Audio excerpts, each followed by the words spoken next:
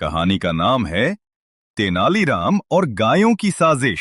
बहुत समय पहले विजयनगर के महाराज कृष्णदेव राय की एक आदत थी।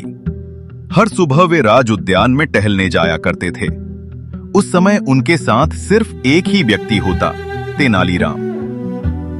अब भला तेनालीराम जैसा बुद्धिमान और हाजिर जवाब व्यक्ति अगर हर सुबह महाराज के साथ रहेगा तो दरबारियों को कौन पूछेगा। यही कारण था कि कुछ दरबारी मन ही मन तेनालीराम से ईर्ष्या करने लगे। वे सोचने लगे, अगर किसी तरह तेनालीराम को महाराज से दूर कर दिया जाए तो हमारे लिए रास्ता साफ हो जाएगा। और फिर उन्होंने एक षड्यंत्र रचा। एक रात वे कुछ गायें राज उद्यान में छोड़ आए। सुबह होते होते उद्यान उजड़ चुका था। फूल रौंद दिए गए, पौधे नष्ट हो गए और गायें आराम से घास चर रही थीं। जब महाराज टहलने पहुंचे और ये दृश्य देखा तो उनका गुस्सा 7वें आसमान पर पहुंच गया। उन्होंने तुरंत माली को बुलाया।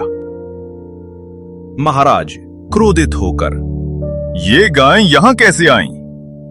माली कांपते हुए, महाराज, ये गायें तो तेनालीराम जी ने ही यहां छुड़वाई हैं। महाराज चौंक गए। तेनालीराम ने?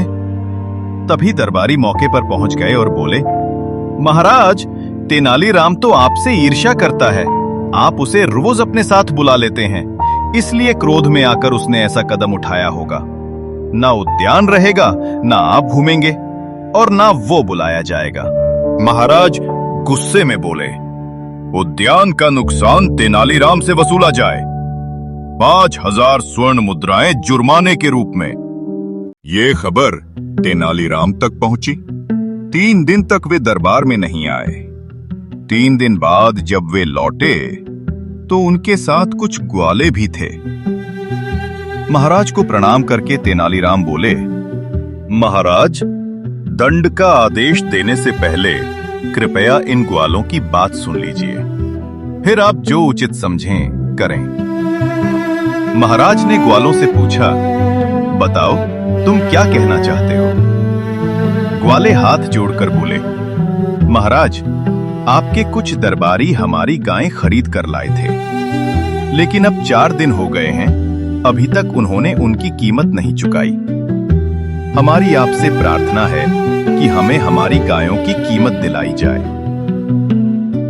सारी सच्चाई सामने आ चुकी थी। महाराज ने जांच करवाई और पाया कि वास्तव में यह दरबारियों की ही चाल थी। अब महाराज का गुस्सा दरबारियों पर फूटा। उन्होंने आदेश दिया, तेनालीराम पर लगाया गया जुर्माना अब इन्हीं दरबारियों से वसूला जाएगा और गायों की कीमत भी वही अदा करेंगे। दरबारी लज्जित होकर सिर झुकाए खड़े रह गए। तेनालीराम की बुद्धिमत्ता के सामने उनकी चाल एक बार फिर नाकाम हो गई। शिक्षा: बुद्धिमान व्यक्ति पर कितनी भी साजिशें क्यों न रची जाएं, अंत में सत्य की जीत होती है और षड्यंत्रकारी स्वयं जाल में फंस जाते हैं।